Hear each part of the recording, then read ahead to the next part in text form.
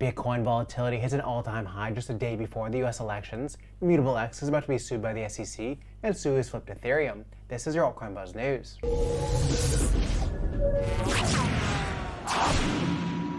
Hey, what's up everyone? My name is Cody, and if you're new here, make sure to like, subscribe, and turn on notifications so you know when we drop the latest content. Follow us on Twitter, Altcoin Buzz IO, and as always, not financial advice, and wish you the best of luck in your crypto ventures.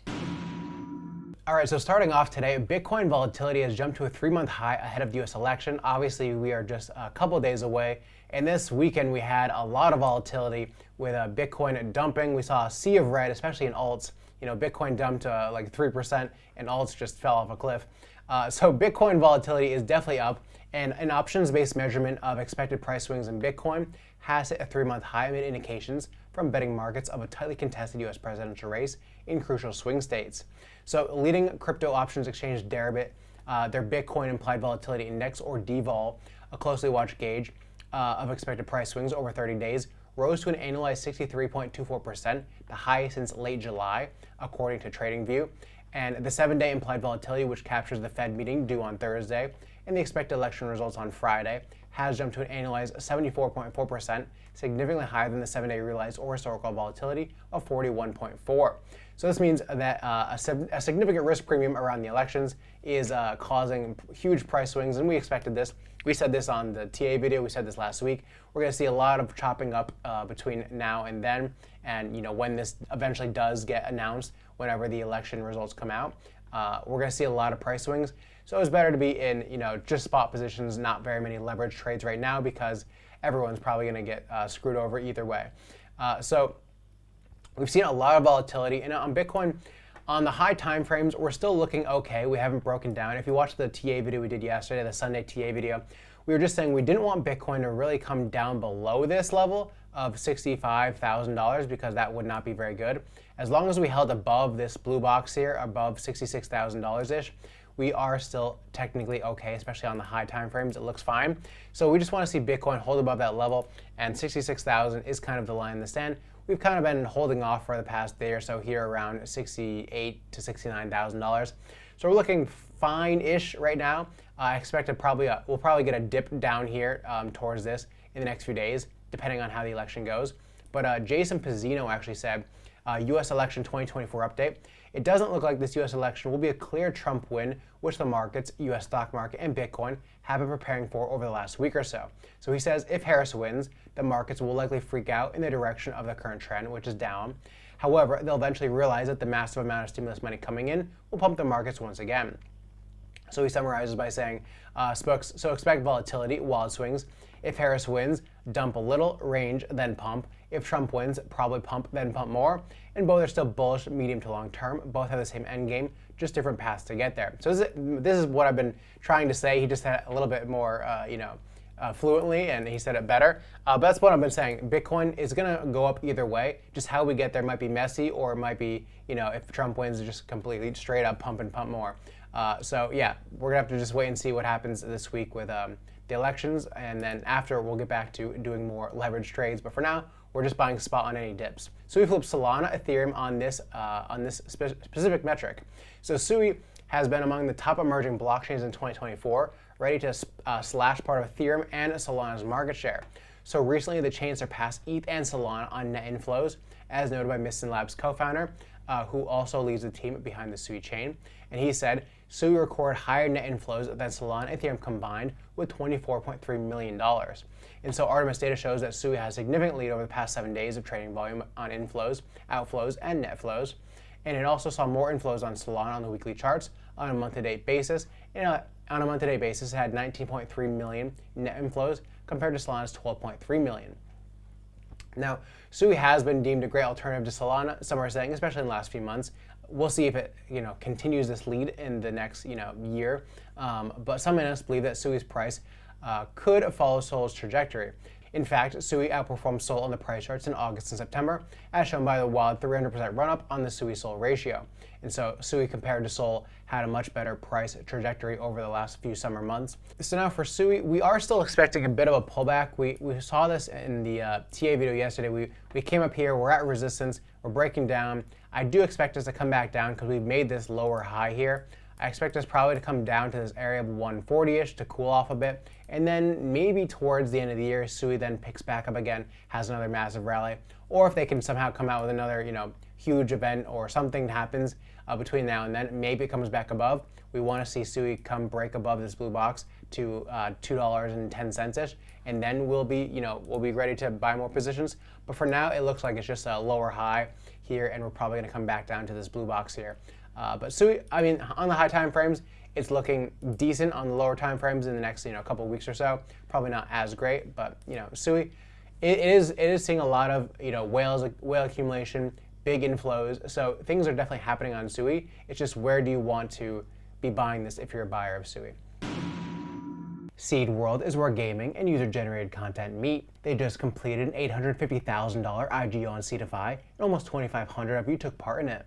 The TGE took place at the end of October, and fans are responding by buying on the many dexes available, including Trader Joe on Avalanche, PancakeSwap on BNB, Aerodrome on Base, and Uniswap. And the SeedWorld token has a nearly $9 million market cap in just a few days of trading. The staking numbers are great so far, and the game looks amazing as well. Just take a look at this footage. And the SeedWorld token has a great long-term staking program using something called token sinks. The token sync works by allowing players to stake their SeedWorld tokens in one of the small number of pools up to a total of a little more than 2 million SeedWorld tokens to enable access to either resource lands or treasure islands within the game. And all this happened pre-TGE. That's one of the things that makes it so different. The staking program is still active, but getting access to it before the TGE takes place is rare. It's also a smart strategy to keep tokens locked up with power users and the biggest fans.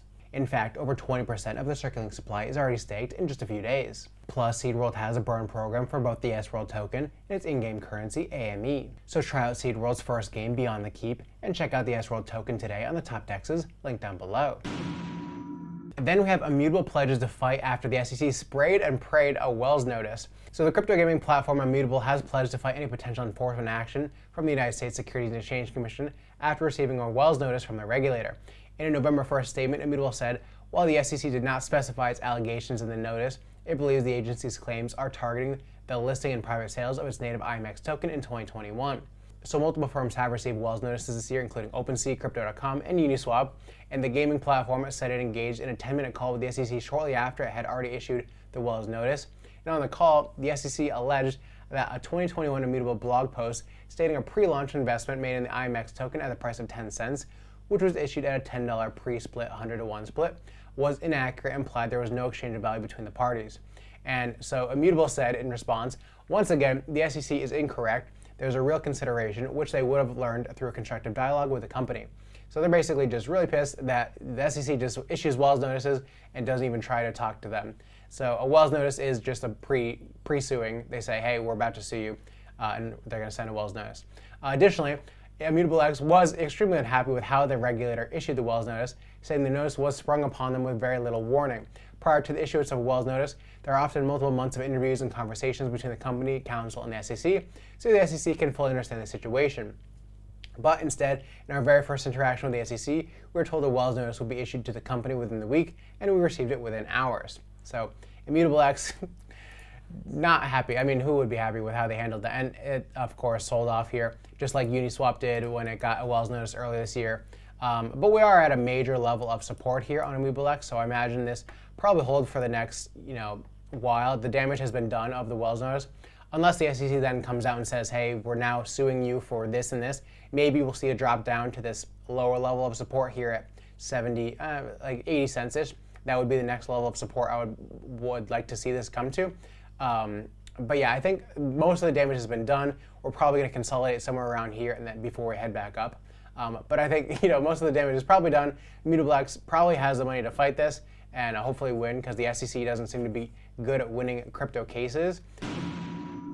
Bitcoin Layer 2s are one of the hottest crypto trends in 2024, and for good reason. These Layer 2s bring scalability and versatility to Bitcoin. One of the most notable Bitcoin Layer 2s is Rootstock. Rootstock offers powerful solutions for DeFi, smart contracts, and more, all while being directly tied to the security of Bitcoin. Rootstock also uses a feature known as merge mining with Bitcoin, and this feature allows miners to mine two cryptos at the same time. And the best part, it doesn't require extra computing power. This ensures efficiency and also helps Rootstock enjoy Bitcoin security. In addition, Rootstock is compatible with Ethereum Virtual Machine, or EVM. Being EVM compatible means developers developers already familiar with Ethereum's tools and languages like Solidity can build dApps on Rootstock. This serves as a bridge between both the Bitcoin and Ethereum communities. Messari also recently released a Q2 State of Rootstock report where it showed that new daily verified contracts reached an all-time high with 34, and Rootstock had its highest number of new contracts verified in a day this quarter, peaking in June. Rootstock also announced over 20 partnerships and collaborations this quarter, and merge mining hash rate on Rootstock achieved 61.5% in Q2. So check out Rootstock on X with the link down below. And then we have Tron integrating with Chainlink's data feeds, boosting DeFi security. So Tron, a massive blockchain, and Chainlink, the huge Oracle provider, now working together, probably going to boost both of them. So Tron has announced a major partnership with Chainlink, adding to the growing list of ecosystems integrating the Oracle Network's data feeds, among other services. So Chainlink's data feeds are vital for decentralized finance, ensuring the accurate and reliable price data for decentralized apps. And by leveraging these data feeds, Tron's largest DeFi applications, including Just Lend and Just Stable, can rely on a strong source of off-chain data to execute their transactions and settle smart contracts safely. So Tron's founder, infamous founder, Justin Sun, expressed optimism about the collaboration, noting that it positions the network to secure over $6.5 billion in TVL within its DeFi ecosystem, which is huge. We don't want Tron to have bad data for their massive ecosystem. We don't want to see any kind of collapse. So this is good news for Chainlink and Tron. Chainlink is always having massive collaborations. Its tokens price, however, doesn't seem to really reflect that. But overall, it's great. It's holding up this kind of trend line here. It's kind of fallen off. Like we said a while ago, we don't want to really get into Chainlink until it's above this $13 level. It's just kind of consolidating. It might come back down here towards this $9 level. We might see it come down here. So if you are a big believer in Chainlink and they're doing big things, you would probably want to pick it up around this level. But we're going to need a bull market. We're going to need the elections to be over before we see any kind of movement from altcoins. They're all just going to bleed out until Bitcoin does something. So that's the video for today, guys. I hope you enjoyed this video, and I will see you guys tomorrow.